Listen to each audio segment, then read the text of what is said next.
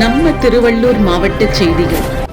அகில இந்திய சட்ட உரிமை பாதுகாப்பு அறக்கட்டளை சார்பில் கடந்த 27/4/2024 அன்று மாவட்ட அளவிலான கண் பரிசோதனை முகாம் மற்றும் இரத்த தான முகாம் நடைபெற்றது.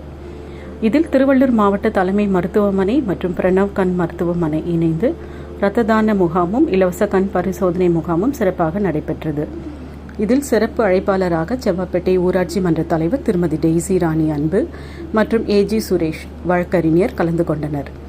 இந்நிகழ்ச்சி சிறப்பாக நடைபெற வழிவகுத்த நமது அகில இந்திய சட்ட உரிமை பாதுகாப்பு அறக்கட்டளையின் தலைவர் திரு ஜி ஞானசேகரன் அவர்கள் மற்றும் நிகழ்ச்சிக்காக உதவிய மாநில மாவட்ட நிர்வாகிகள் மற்றும் இந்நிகழ்ச்சி அமைய இடம் கொடுத்து உதவிய அரசினர் ஆதி திராவிடர் பெண்கள் மேல்நிலைப்பள்ளி தலைமை ஆசிரியர் மற்றும் பொதுமக்கள் ஏராளமானோர் கலந்து கொண்டு சிறப்பாக நடத்தினர்.